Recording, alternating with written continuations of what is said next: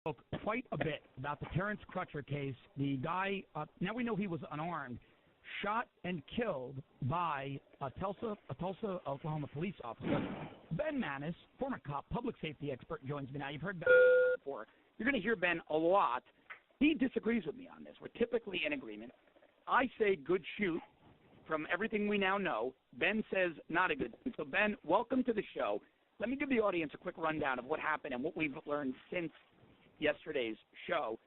Tulsa police respond to calls of an abandoned vehicle.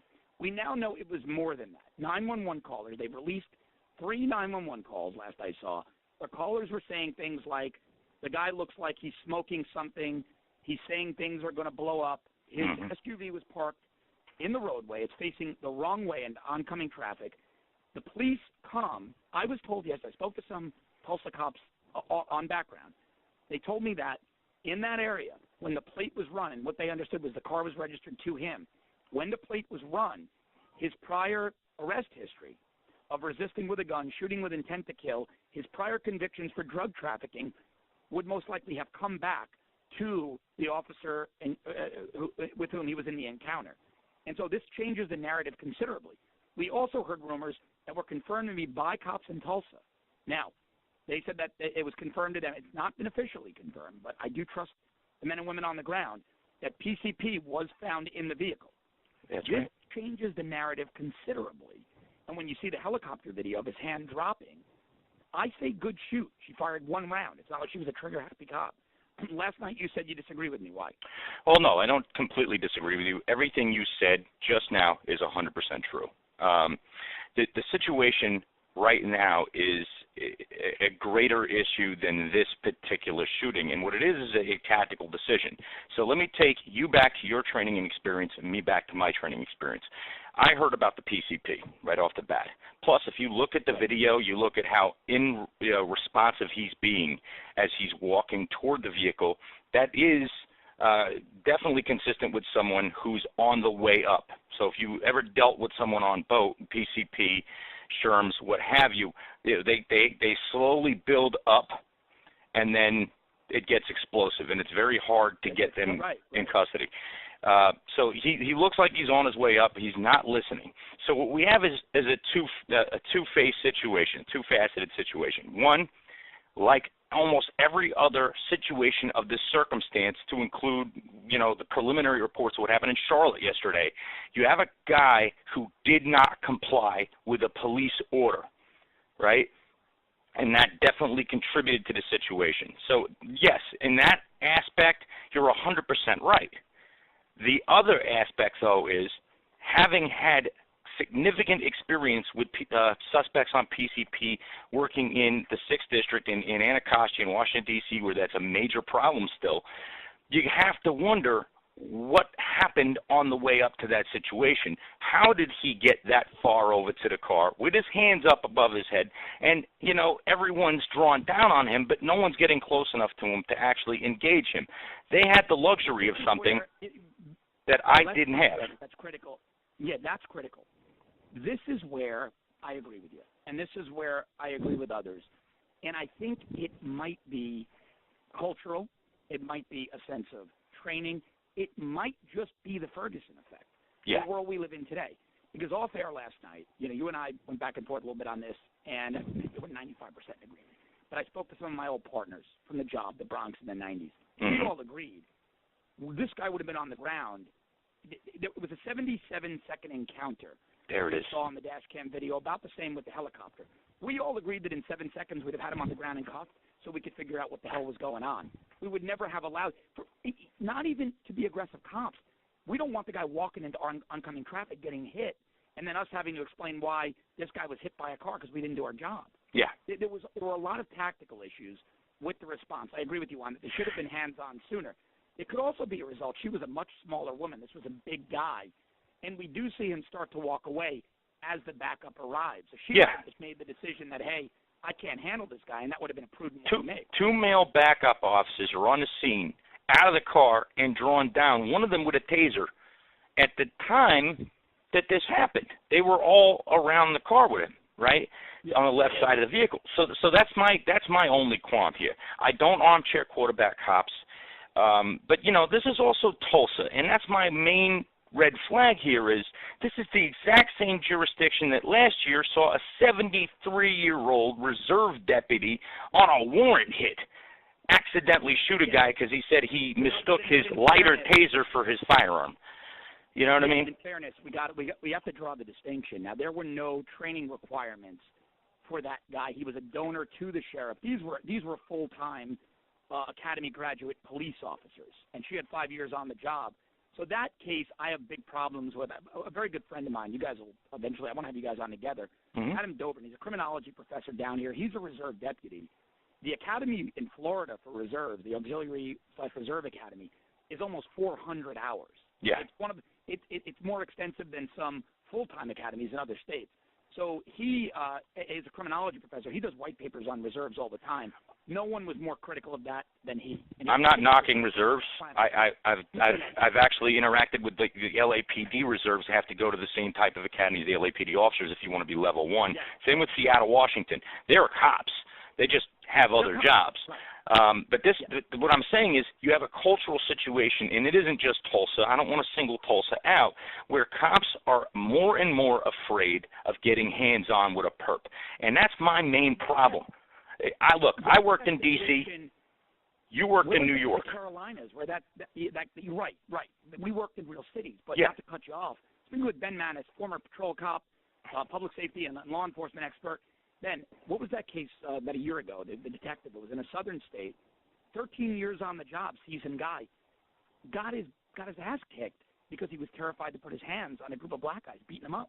Absolutely. He didn't want to wind up on the front page.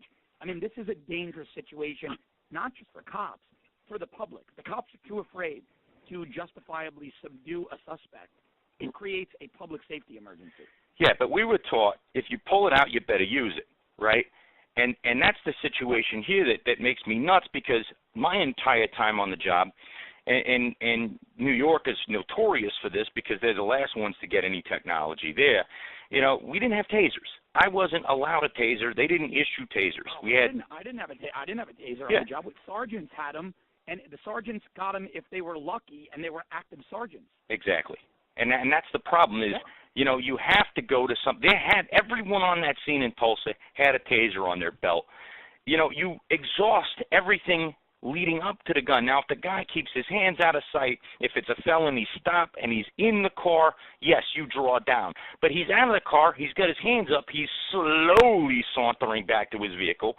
Someone could have bridged the 20 feet and at least fired one taser round at him to see if it took effect. If he was on his way up slowly, it might have.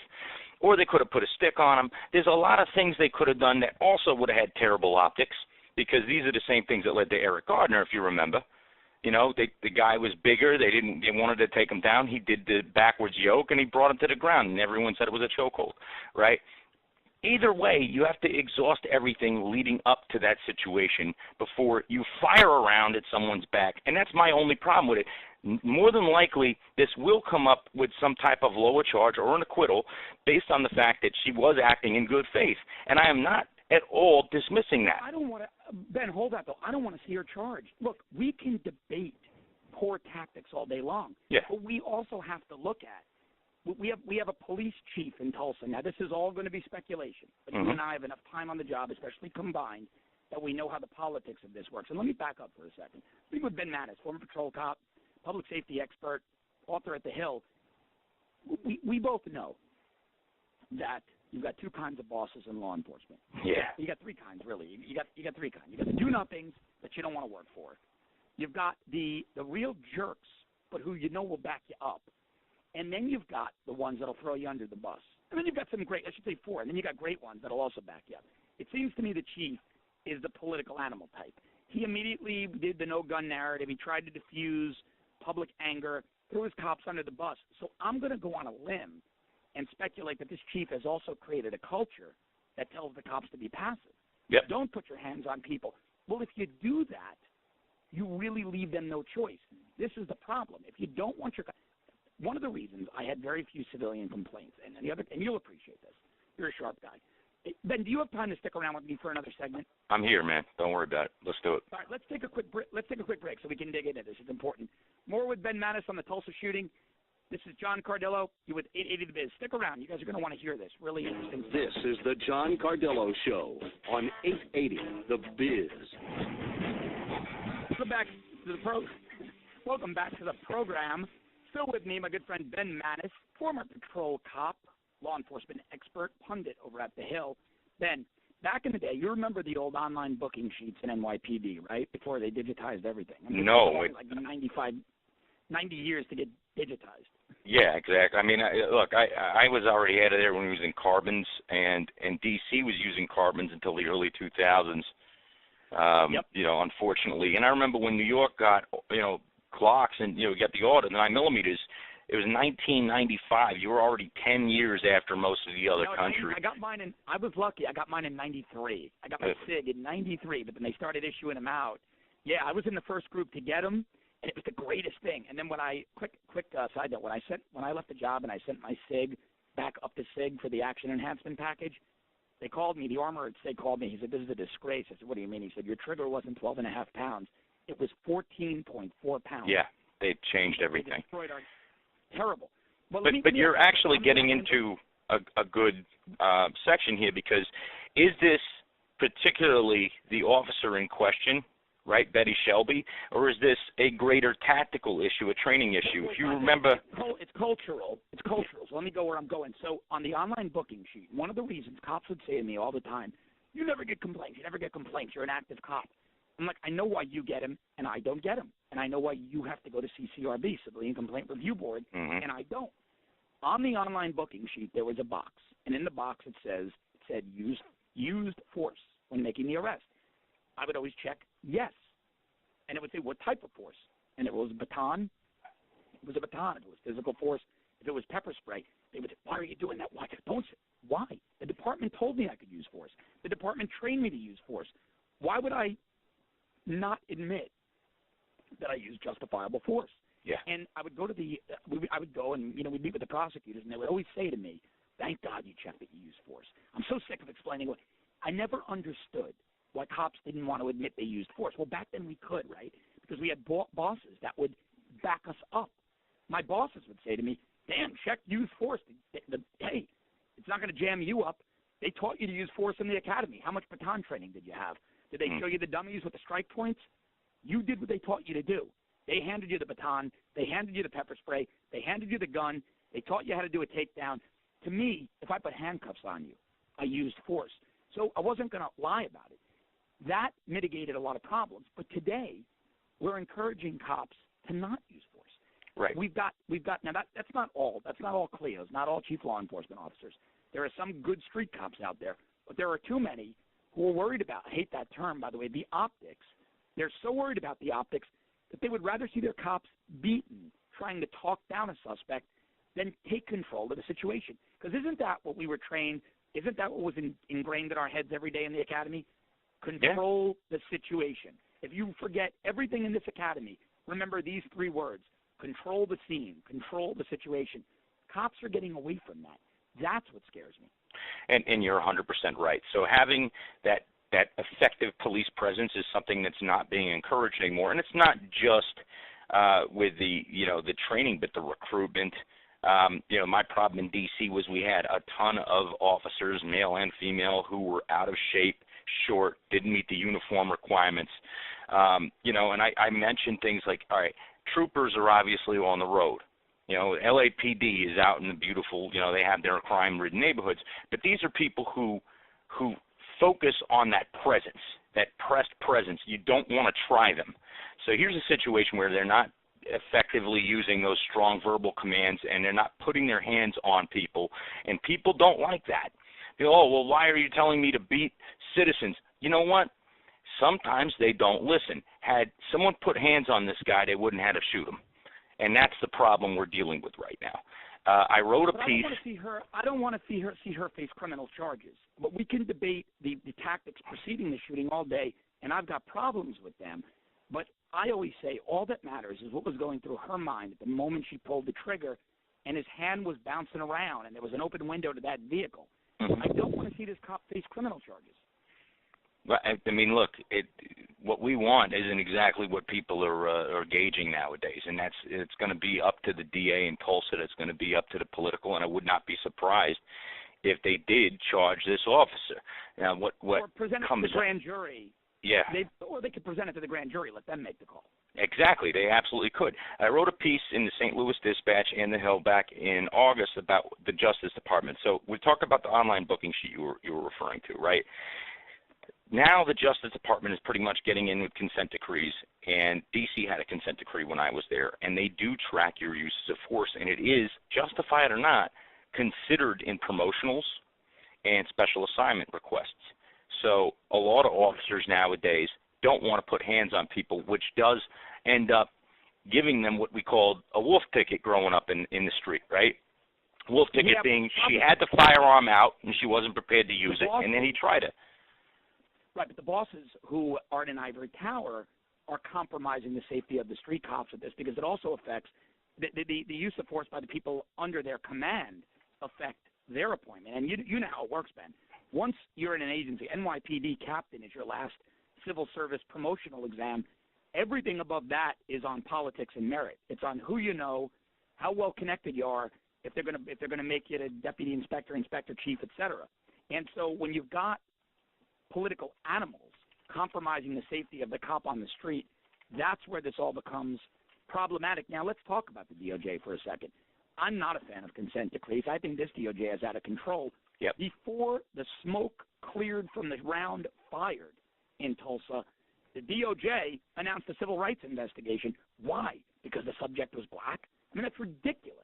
Yeah. To announce a civil rights investigation before internal affairs and the shooting team had a chance to do their thing. And you're 100% right. Politicizing an issue, it is greatly based on race. The Charlotte issue is of even more concern because they were riding out there, and it was a black officer with a black suspect. So what are we talking about? Yeah, it was a mistaken suspect, but the guy in the car's first response in Charlotte was to step out with a firearm. You don't do that. I mean, that's it's common sense. I mean, what was it? This is what's bothering me. Everyone is now in the mode where promoting a false narrative to indict cops right. is far more is preferred, far and away above backing the police. You step out of a car with a gun. I'm not a cop anymore. When I would have shot you. Today I'll shoot you. I mean, you're going to step out with a gun and threaten me, you're getting shot. Yeah. I think that's pretty cut and dry. Who the hell are the morons rioting over this? Well, there's your problem, right? I mean, I'll tell you what the Oklahoma narrative is going to go to. Man shot for having a broken down car. And it's the same as the Eric Gardner, nowadays if you debate Gardner with anyone, they're saying, you killed a man for selling loose cigarettes. No one killed that man for selling loose cigarettes. When he swole up and said, I ain't going to jail today, and pushed an officer away, it now became resisting. It now became discon. And you know what? The cops can't turn around and say, you know what, you're right, I'll get you tomorrow. Gardner knew he was getting a C summons. A lot of people also don't know this about Garner. I think it was Ben Mannes, former patrol cop, law enforcement expert, writer at The Hill. I spoke to some of the merchants on Backstory, and one guy said it the best. He said, this wasn't about loose cigarettes. He was extorting my business. He was threatening me not to sell. So the public morals team that went over there, it's a public morals division in the NYPD for people that don't know. When I talk to you, I tend to use acronyms. Yeah. But when the public morals guys got there, they were going there not just for loose cigarettes. They were also going there because he was using physical force coercion against merchants paying rent and taxes to not compete with his illegal cigarette business. Yeah. He was not a gentle giant, put that in air quotes. This was a violent guy. Garner had 31 arrests, 8 domestic violence complaints, one of them for throwing his daughter and her newborn baby out of a moving vehicle. This guy was a piece of dirt. What killed him? Absolutely fought with the police. What killed him wasn't even the contributing factors of the police. What killed him was, here's a guy, 31 priors, knew exactly that he was going to go in, get a C summons. He didn't have any warrants. He would have came in, did his desk appearance for selling loose cigarettes, and he would have been out in an hour. The situation is he saw his buddy videotaping him. He knew he was going to be on World Star, and he swole up. The cops can't walk away from you. Bratton said famously after that incident, you do not have the civil right to resist arrest. You plainly don't. And if you fight, you will be fought back with. And that's the situation with this guy in Oklahoma. He did not listen to lawful commands of the officer. Now, we're going to debate tactics. I personally think that the three of them should have jumped that guy first, and that's the only place we differ. All right, but listen, I agree. I agree with you. We would have done that, though. Yeah. In our era, on the job we worked, with the people we worked with, he never would have made it 3 steps away. He might have had a scrape on his face. He might have had some cuts on his hands and his wrists from the cuffs. But by and large, he would have gone to the emergency room, got a couple of Band-Aids, some Neosporin, and been alive today. Yeah. But we've gotten away from that type of policing. We need to get back to it. And that's the problem. The problem is no one's teaching it. No one's emphasizing things like field training anymore. Used to be you did your 6 to 9 months in the academy, you came out, and the first thing you learned was from a guy who on that job was older. And I learned from guys from the 70s, when I was in New York, who had a call box key and a .38, and they had to fight their way down a 4-floor walk up to the corner so that they could call for help. And that's the difference between now and then. Tapping their nightstick on the sidewalk for 3 taps of the nightstick. Ben, unfortunately, my friend, we're out of time. I could talk to you about this all day. Let's get you back early next week. We'll continue the discussion. You got it, buddy. You have a good one. You have a great one. When we come back,